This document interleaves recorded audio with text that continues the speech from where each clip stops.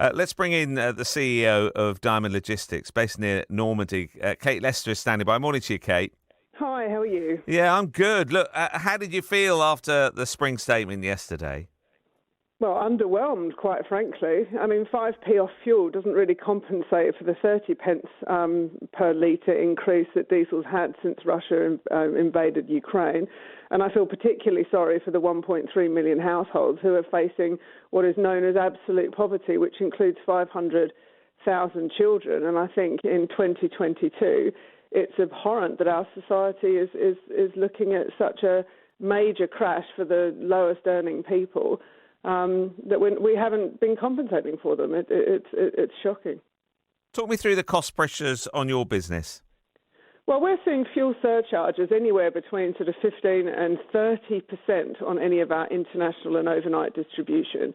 So that, of course, we do an awful lot of e-commerce fulfillment, and so that directly impacts on the cost of goods.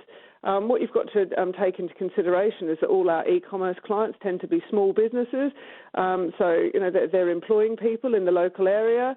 Their livings depend on the sales of their goods. We've seen most of our clients down trade between 30 and 40% in the last 6 months. We've been lucky enough to have an equaling increase in the volume of clients that are utilising us. So we've managed to sustain our revenues and managed to sustain our teams.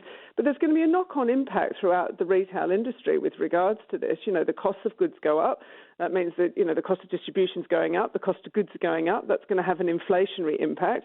And we're going to continue to see inflation driving up, past double figures, I believe, by the end of the year. If you were Chancellor, what would you have done then?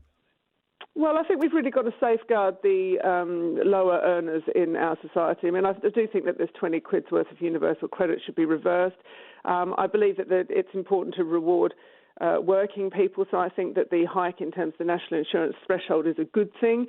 I do think that the hike in terms of national insurance is going to start impacting on jobs. So this record period of unemployment, I think, is going to be short-lived because people are going to have to cut costs somewhere. We've got utilities going up by 50%. We're lucky enough not to be in manufacturing, but as I said, we're impacted by the fuel charges. We're having to pass it on. Our clients are being very pragmatic about it all. But ultimately speaking, we're going to have to do something. I think we should be safeguarding the lower sort of third in terms of earnings. The sort of middle class of Surrey who are running a couple of cars and all the rest of it can afford to, and have seen huge sort of price inflation, can afford to ride this out. And I think as a society, it's important we safeguard the lower earners. Give me an idea, just to sort of put some pounds and pence on stuff. How much it costs to fill up one of your vehicles? Oh, goodness. I mean, it's gone up by about £30 a vehicle. That's a huge amount. Once upon a time, I always used to say that if a vehicle was costing more than a decent outfit, then fuel prices were too high. But we've seen increases from £80 to £110. So that's quite a lot. Yeah, you're telling me about it. Kate, good talking to you. Appreciate your time.